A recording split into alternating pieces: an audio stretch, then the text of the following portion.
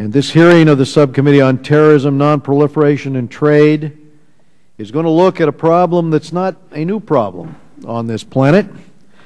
The Romans branded pirates outlaws of humanity, and they punished them severely, as did the British, and certainly us in our country's early history. We very decisively confronted pirate attacks off the Barbary coast. But today, we face a very different situation.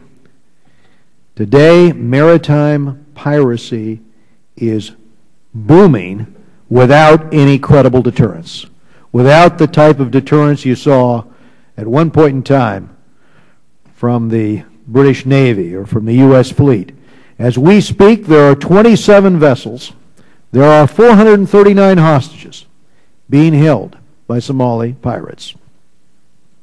We've got some slides up on the monitor there if you'd like to take a look. But they tell a tale. From 2007 to 2010, hijackings, pirate attacks increased sevenfold.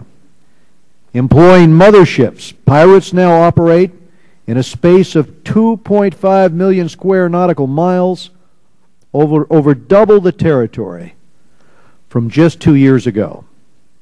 In January, a UN official declared, "Pirates are becoming the masters of the Indian Ocean." And the number and abuse of hostages has increased dramatically. More attacks and more hostages, of course, equal greater ransom payments. The average ransom payment, $300,000 a few years ago.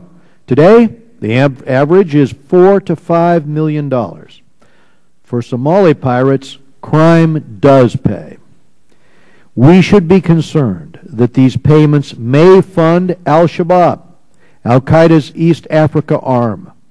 We cannot be passive, as Leon Panetta testified last week. Al-Shabaab's threat, and I'm going to quote him, their threat to the U.S. homeland is significant and on the rise.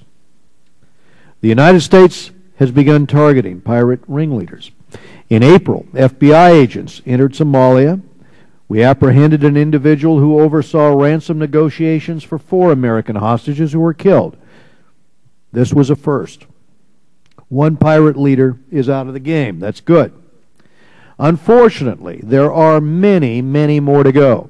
Pirate investors, as they call themselves, investors who back attacks span the globe. There are pirate investors in Europe, in the Middle East, and in Australia. Piracy has become a vast criminal enterprise. We must track down these criminals. The GAO has given the administration poor marks on tracking pirate financing. That has to change.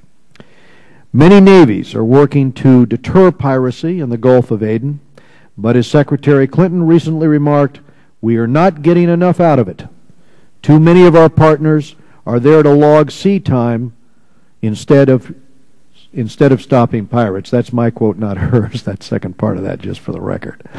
The pendulum between the Romans and our 21st century treatment of pirates, frankly, has swung too far in direction of the favor of the pirates.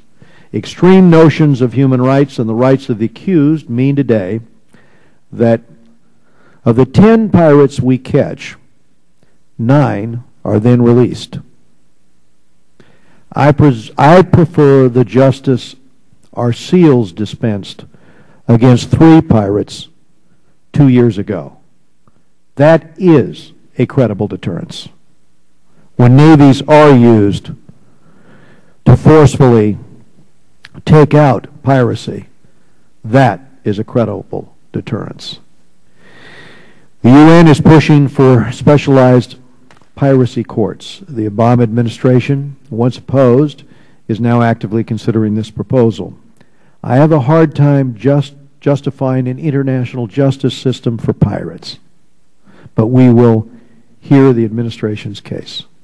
Lastly, it should be stressed that industry itself can do much to prevent piracy. Shippers are often blasé about ransom payments, And it is the vessels that do not employ best management practices that are the ones that are hijacked. And I want everyone to think about this. Not a single ship employing armed guards has been successfully pirated. Not one. As we'll hear, we are throwing a lot at this problem, even putting American lives at risk. Industry has to play its part in this.